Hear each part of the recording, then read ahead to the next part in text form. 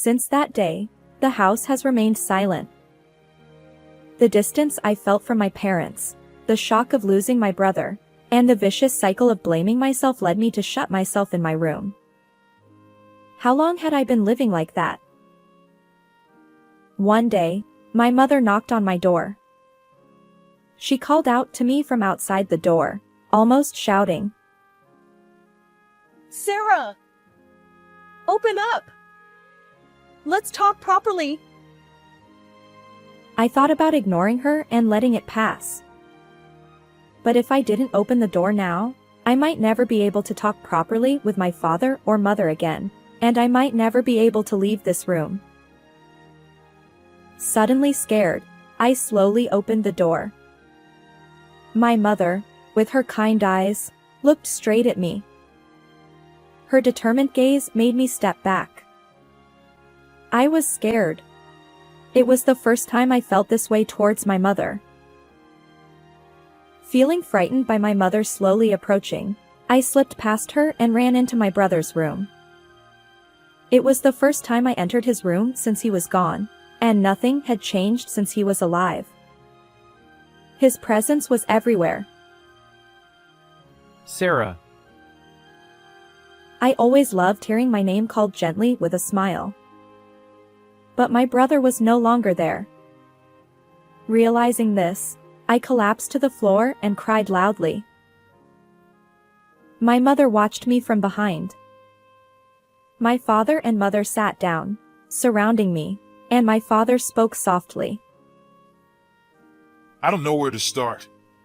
First, could you read Daniel's diary?"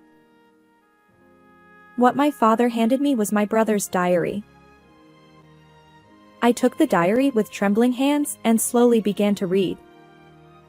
Both my parents were tearing up, but I was too stunned to react. "I knew we had to talk about this someday." My father murmured apologetically. "Welcome home."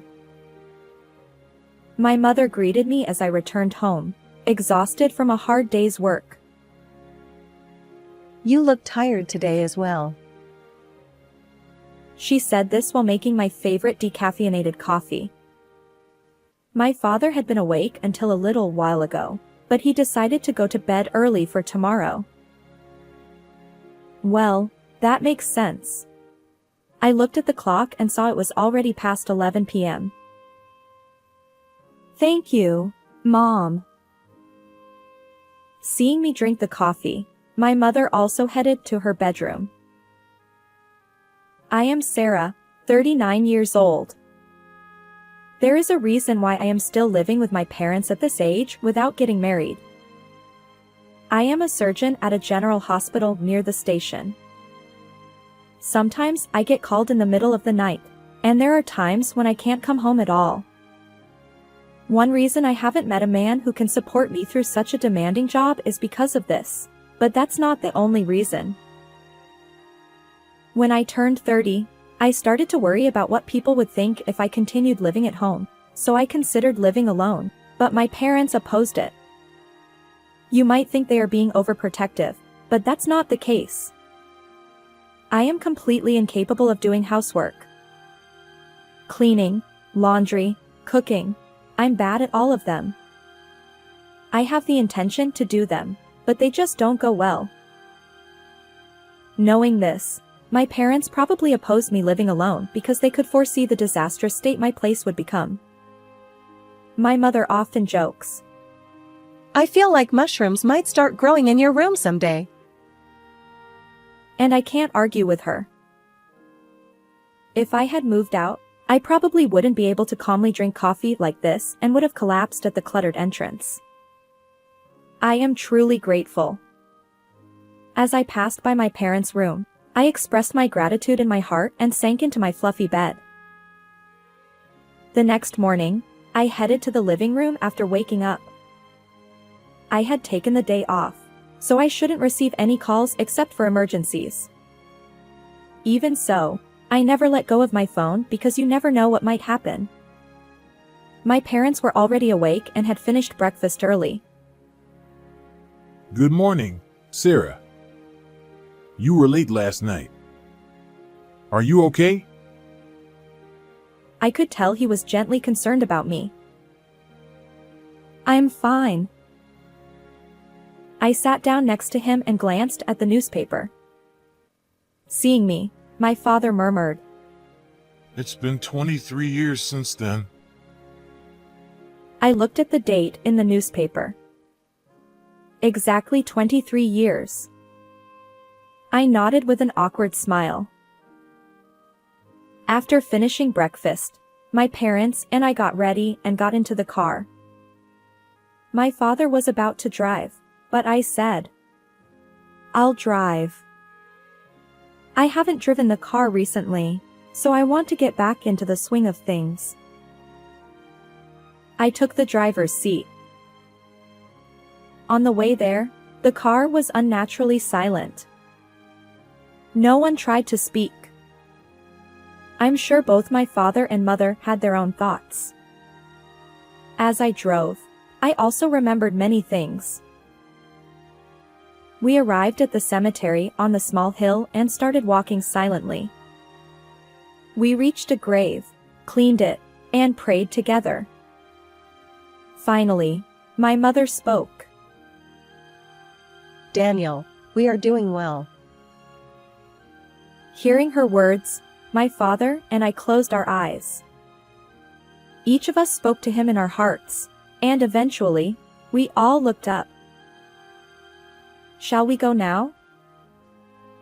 I called out to my parents, who seemed like they would stand there until sunset if I didn't say something. Watching their backs as they headed to the parking lot, I spoke to the grave. I'll come again, Daniel. And with that, we left the cemetery. We decided to have a meal before heading home and entered a nearby restaurant. As I reached into my bag to take out my phone, something caught my eye.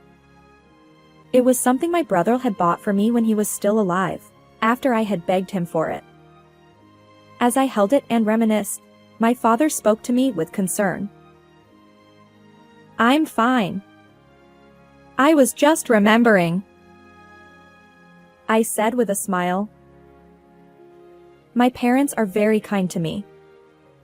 Even though I'm old enough to be called an aunt, they still worry about me. I hardly remember ever being scolded. More than my parents, it was my brother Daniel who showered me with love.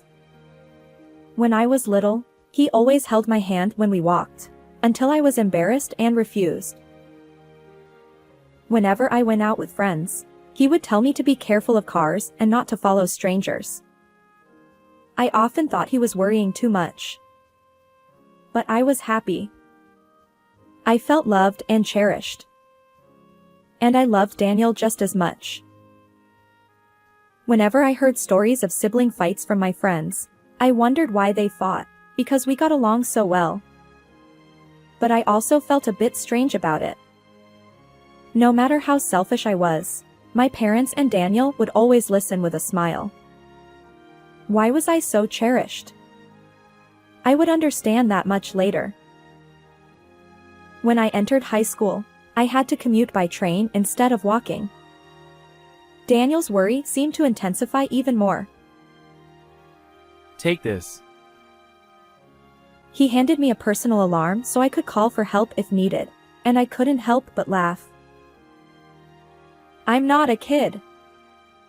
Besides, if this goes off on the train, it would be a nuisance. Seeing me laugh, Daniel looked a bit sad. I appreciated his concern, so I said, I'll keep it as a charm because it has your feelings in it. When I put the alarm in my bag, his expression changed to one of relief. He would also ask in detail where I had been and with whom if I came home a little late. I thought about starting a part-time job once I got used to high school life, but I knew he would never allow it. That was something that troubled me. One day, a friend I had become close with in my class asked me if I didn't have a cell phone. Actually, I had been thinking of starting a part-time job to get a cell phone contract, but there was an issue with Daniel. At that time, almost everyone in the class had one, and it was an essential item for communication. How could I get one? While I was thinking about that, Daniel muttered, It's good that you're making more friends in high school, but it's worrying not knowing where you are or what you're doing. The moment I heard those words, I had an idea. Then, why don't you buy me a cell phone? I thought it might be too selfish, but it was a gamble. I had never asked Daniel to buy me anything before. I didn't like the idea of taking advantage of his kindness. I was even a little surprised at myself for saying it. Huh? A cell phone? He looked puzzled. Maybe because it was unusual for me to ask for something. Had I gone too far with my selfishness? Anxiety crept in. Maybe I shouldn't have said anything. Just as I thought that, That's a great idea! without paying attention to my stunned expression, Daniel was excitedly talking about when we should go and what kind of phone to get. On the next day off after that conversation, Daniel and I went out to buy a cell phone. I was excited about getting what I wanted and the joy of going out with Daniel after a long time. Maybe I was a bit too giddy, or maybe I felt too safe because Daniel was there, but I think my attention was scattered that day. Normally, I would be careful about my surroundings, but that day my field of vision seemed narrower. Even now, thinking back on it, I know there's nothing I can do about it. On the way back after buying the cell phone, we approached a crosswalk. I was so engrossed in talking with Daniel that I didn't see the signal. Despite the red light, I took a step forward. At that moment, Watch out! Daniel shouted and pulled my arm. You really need to pay attention to the signals. He was furious. I had never been scolded by Daniel before, and seeing him angry for the first time, I was too shocked to speak.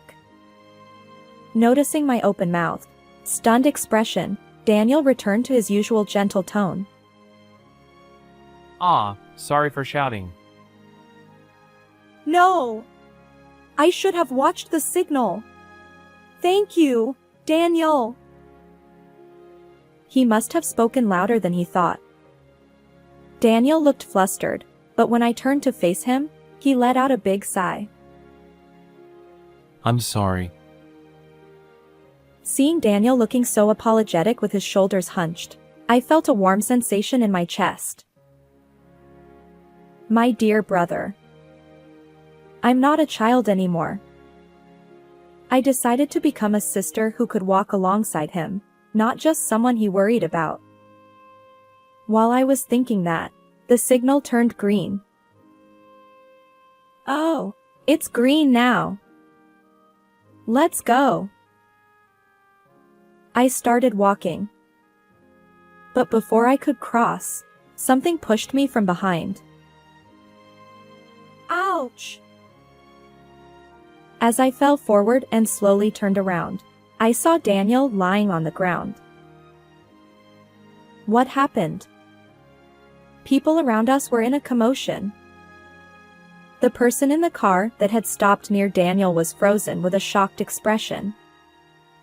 Daniel, lying on the crosswalk, wasn't moving at all.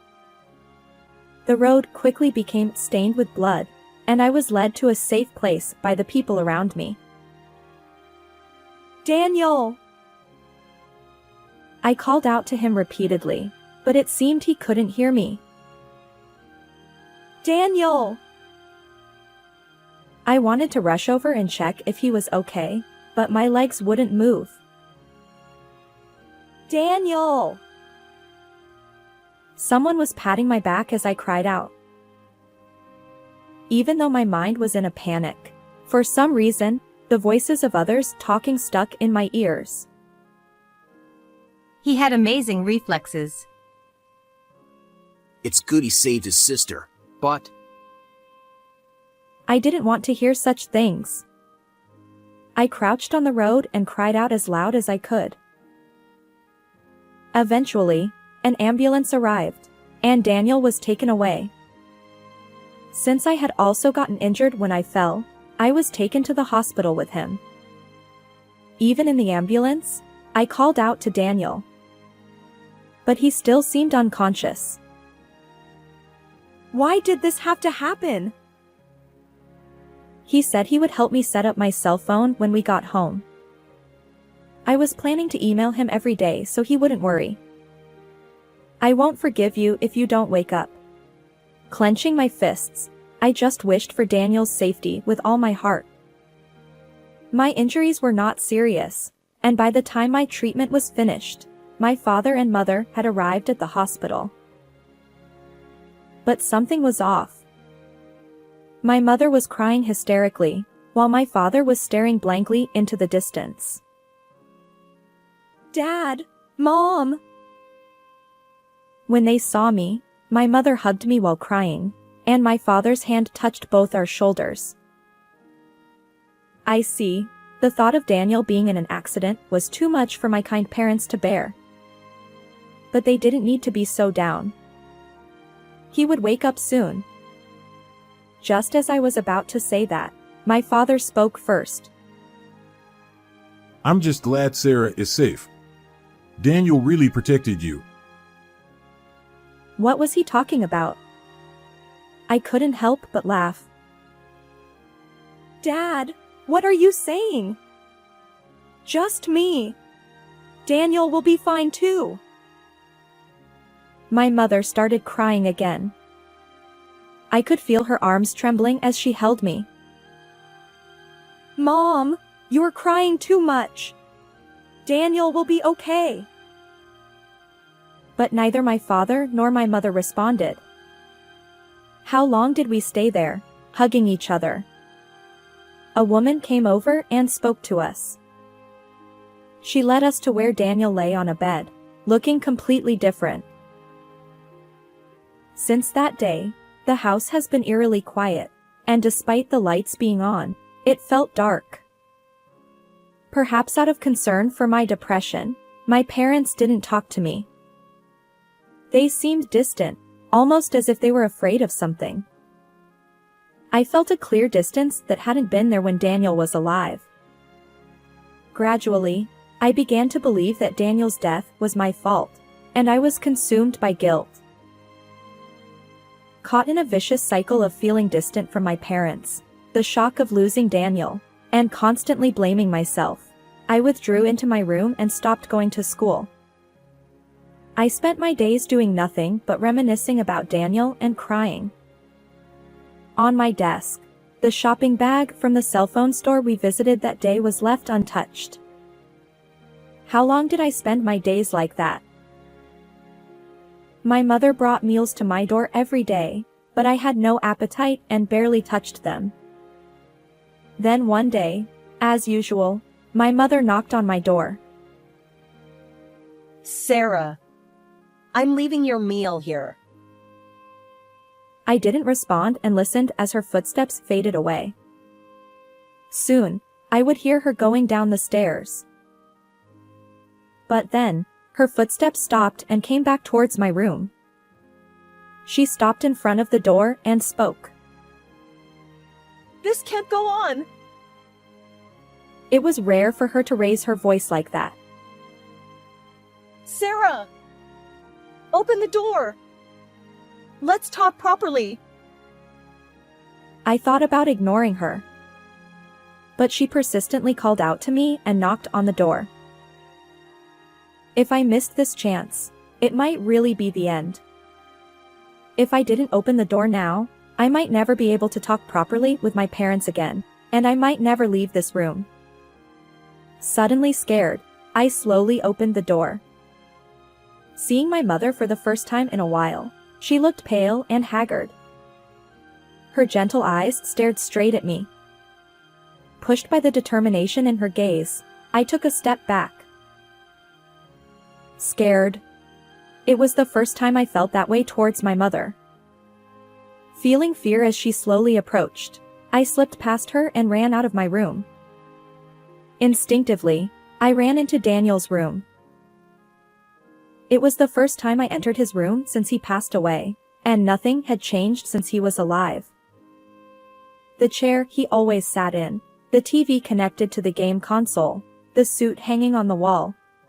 On the day we talked about going to buy a cell phone, he was sitting in this chair. We had spent many nights playing games together.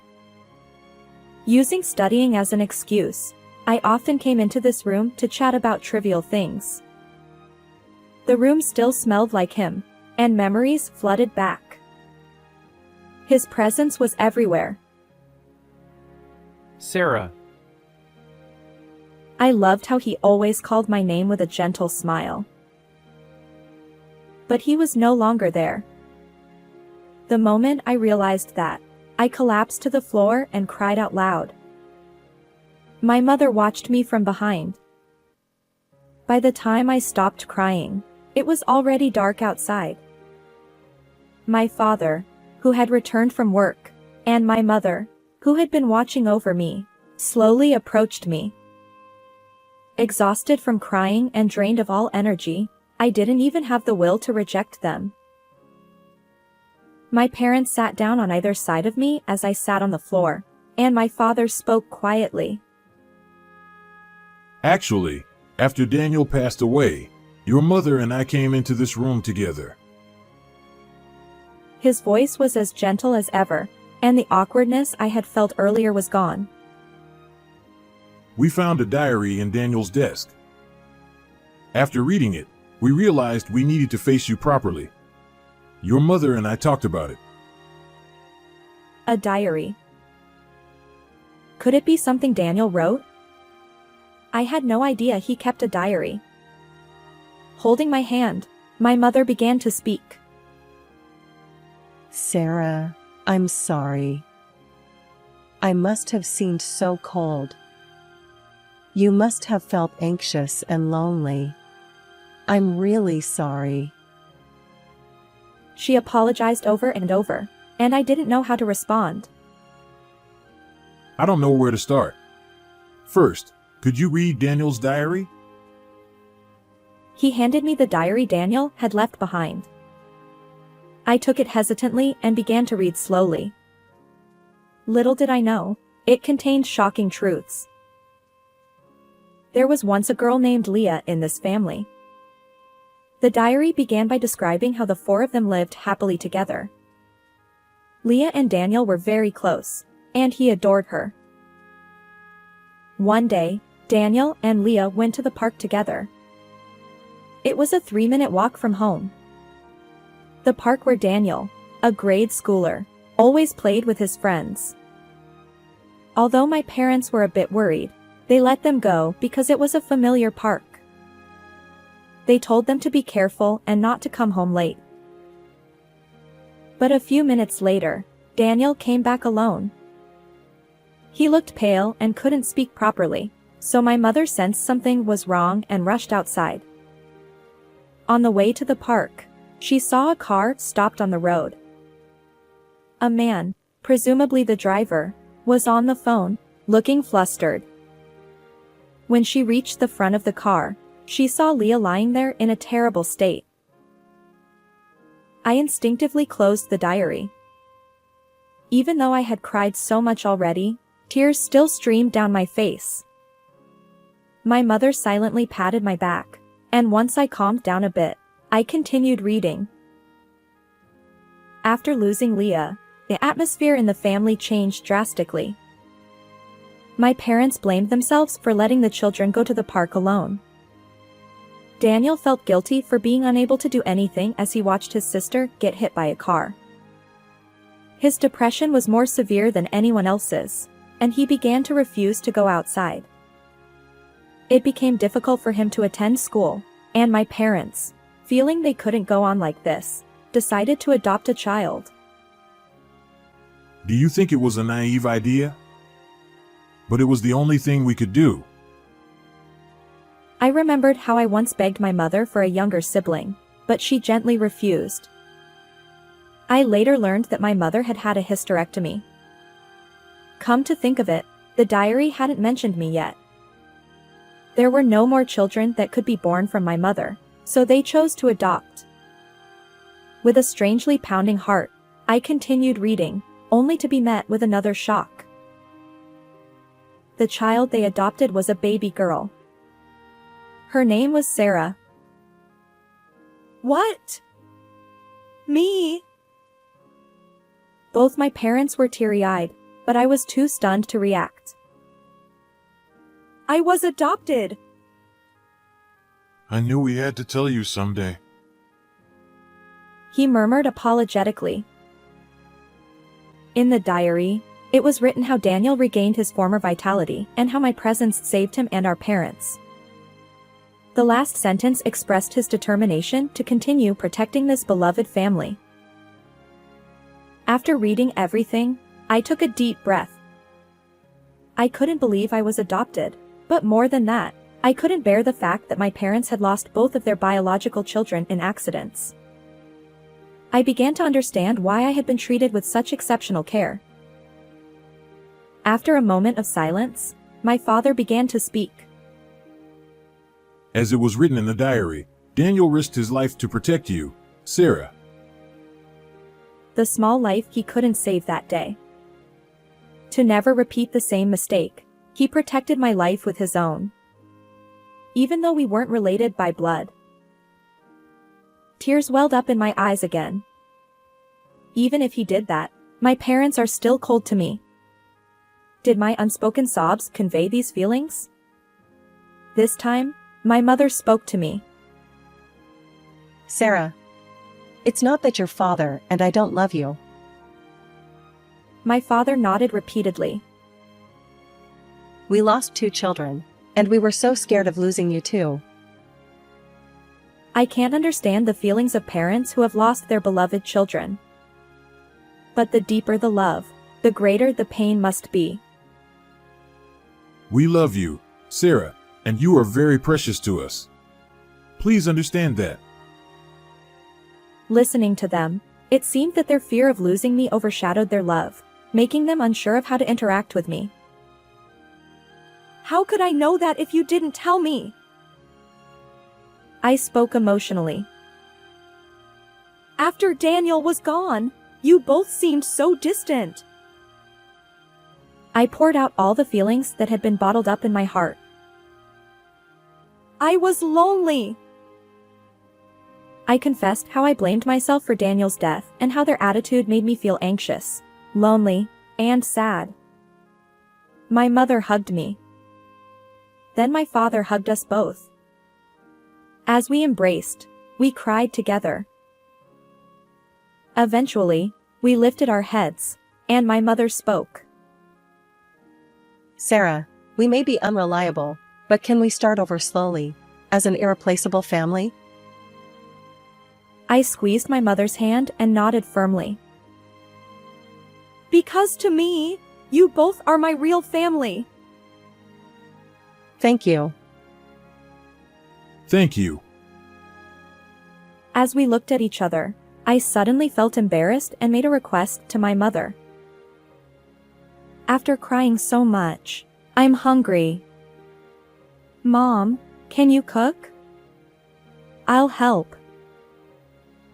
And so, our family gathered around the dining table for the first time in a long while. The next day, I got ready to go to school. I checked my uniform and hairstyle for any disarray and made sure I hadn't forgotten anything, over and over again. Then, I put the cell phone, which Daniel had bought for me, into my bag. It had a strap attached to it that we had picked out together at a shop on the same day. It sparkled brightly, as if illuminating my future. After having breakfast, I finished getting ready to leave. But suddenly, I was overcome with anxiety and looked at my parents, who were watching over me from behind. It had been 2 months since I stopped going to school. Would I be able to fit in with my class now? Sensing my anxiety, my parents each took one of my hands. It's okay. I have a place to come back to. I have a family waiting for me. With determination, I stepped outside the house. I never imagined you would become such a fine doctor. Even though you can't clean or cook at all. As we ate, the time passed peacefully. I became a doctor because I wanted to save as many victims of accidents like Daniel's as possible. After returning to school, I studied tirelessly, even sacrificing sleep, and eventually decided to go to medical school. Of course, there were many twists and turns along the way. But the presence of Daniel, who continued to live on in our hearts, supported me many times. The next morning, I packed my usual work tools into my bag. When I opened my bag again to check if I had forgotten anything, I saw the strap shining brightly. I had cherished it since that day. It was a treasure I had bought with Daniel. Today, too, it seemed to be pushing me forward. Before leaving the house, I looked back inside. Then, in a loud voice, I said, "I'm off." I felt like I heard Daniel's voice along with my parents' voices. Take care. How did you like this story? Please don't forget to subscribe to the channel. See you in the next video.